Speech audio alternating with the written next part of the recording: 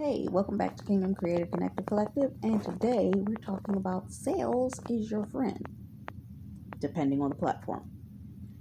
You have to figure out what platform is your friend. I've mentioned this about 3 times now. This is about the third time I've mentioned it. You need to know what's your friend in the social media world. Where is it that you feel most comfortable? Are you one that likes to talk a lot of business related content or do stuff like that? Then LinkedIn is pretty much set up for a business oriented person. But maybe you're new. You like engaging people. You like the fun of having conversation, being in groups, dealing with people to that capacity. Maybe you need to go to Facebook. Maybe you're a type of person that can come on live and do a video much like I'm doing right now, and you can sit and talk to yourself for hours on end, whether you have a camera set up or you just sit on your phone and have these chats. Maybe YouTube is your friend, and it allows you the ability to do interviews and all of this kind of thing. And I think even now YouTube has created the ability that you can do a split screen, that you do top and bottom video. So it's all understanding what it is you want to create. Um, Maybe you're a TikTok person where you like to create things quick, short bursts. You don't like to take a lot of time on it. You like to make people laugh. You like to do stuff funny. You like to engage in what's new and trending on these social media platforms. High energy, quick information that what you call it? It's information that does not withstand placement but for a short period of time. But the cool thing about when you do it on YouTube, it will stay. TikTok, it'll get lost in the feed. YouTube, you can still find your shorts on your page. Instagram, TikTok, Snapchat, these things get lost. It has a shelf life that it ain't gonna be. If you need something to be there, then you may want to stand in the YouTube vein, because it's such a huge assortment of things that you can do for any amount of length, so on and so forth. And you can do, if you like blogging, you can do the community posts, and you develop your channel the way that you desire to develop it. So it's understanding what place that you desire to do this, and then you create your sale environment around that. But you don't sell first. You engage first. How are you talking to people? How are you, if somebody comments, are you reacting to their comment? Are you reaching out to them? Are you, Jade Benson made a great point, and I haven't tried this yet, but I may if I start doing sales or something like this on my platform. What she does is she'll do shorts. I didn't know you could do this. You can do a short video response that can be linked into your comments. Now, I don't know if she has an application that does that or it's already integrated into our commenting ability, but she responds with video answers to the people that ask her certain questions. Now, I like the idea of that, especially for those of you that are following me on a platform like this, that if I can respond to your question with a quick video answer, that's great.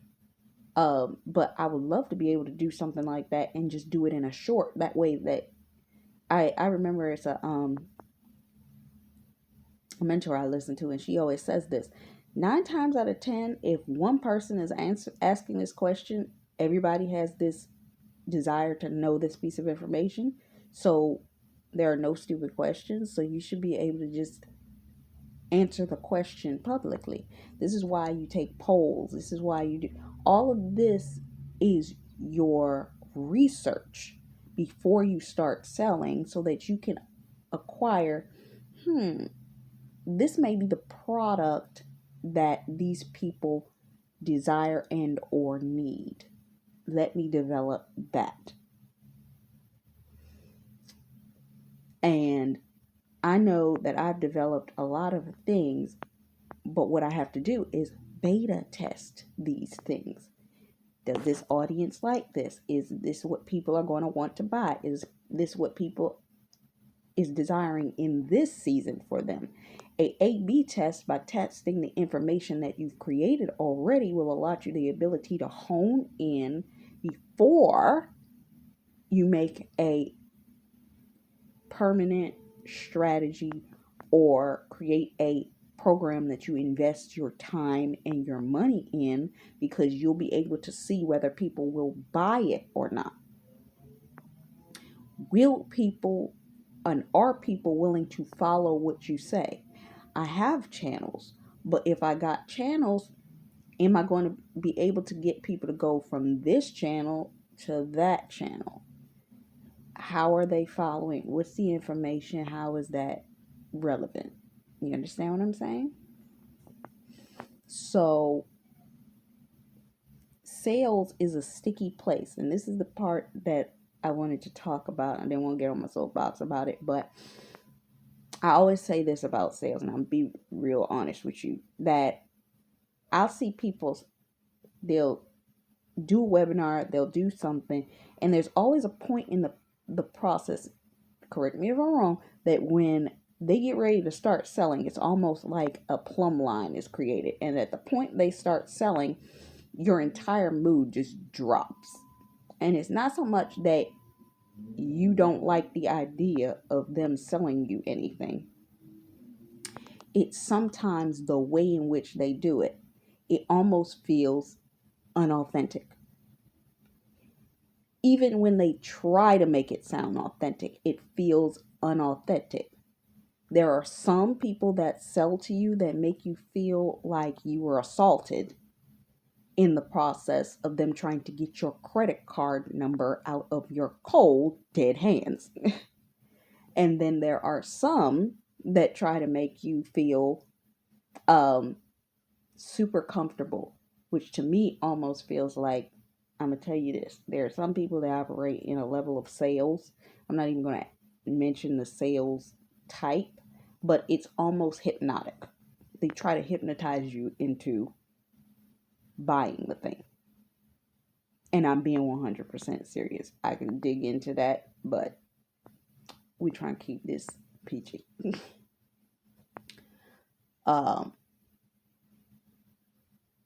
So you need to understand, when it comes down to selling, what it is that you're selling and how authentic you are. Authenticity is key to making sales, and you have to understand what is your heart posture. I remember watching this individual. He did a program on YouTube. No, it was Facebook, that was talking about what kind of coach are you?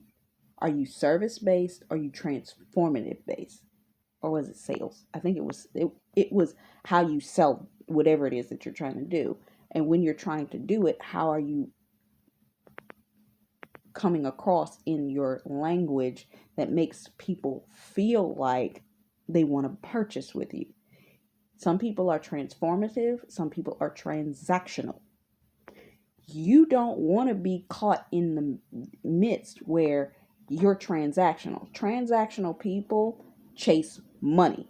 Whatever we talked about in relation to chasing money, don't chase the money, because when you chase money, you will put a level of pressure on people that isn't going to feel authentic, and they're not going to want to buy from you. And if they do feel like they want to buy from you because of the pressure that you put on them, they ain't never going to buy from you again. If they feel inauthentic and ungenuine about what it is that you told them, they ain't coming back. You will never make a sale with that person again, because like I said, they will feel like they were assaulted by you. Even if you tried to make it sound as sweet as butter, it's never going to work. But if you are authentically talking to them about goods, bads, woes, this, that, and the other, they may actually purchase from you, because you're coming from the perspective of, I know what it feels like to be on the opposite side of the screen and be the person that's being sold to and feel icky. So, how do you talk to that person? So, you need to make your sale sound comfortable. The problem I notice a lot of people do when they're trying to sell to folks is they talk too much and they write too much. Remember them long form sales letters they used to do when they did webinars, and the long form sales letter was like 50 pages long with a whole bunch of highlights and arrows and photos and this and that. They're still doing it. It's just called ebooks now. Here, watch my webinar and then download my free ebook. They just took the long form sales letter and put in a book that you're probably still not going to read. So, what do you want to do with that? There is probably a 5% of people that when you give a free tool, they'll actually read it. Now, some people fully understand that when you get in that ebook, what they were trying to do is they really wanted your email information. It ain't got nothing to do with them trying to sell that book. That's it. They wanted your email information so they could bombard you with emails. Ask me how I know. I've seen too many of them. I got caught up in a lot of them. So it's understanding, do you want to create that environment? What kind of environment do you want to create around what it is that you are building? And then on top of that, do you want to use video? I actually find that people enjoy listening to someone talk or watch a video that's energetic to them. Just don't overdo it. Maybe you want to do a vlog style sales letter. And this is something that just came to me recently, that maybe that should be how you do your sales letter. A lot of people try to do all of these short jump cut things like, oh, look at this product, pointing at this money. This is how much I made. Maybe you should just do a vlog. I keep talking about Erin on Demand having done a video that she just talked about through her regular day-to-day life, doing a bunch of video footage on her average day and then laid the audio underneath of it with nice music and so on and so forth. Maybe that needs to be your sales letter. Maybe that needs to be your ebook instead. Maybe you want to do a short set of video series that will be in an email junket. What, as an email campaign, what do you want to create? So that's my spiel. I'll be back in the next one.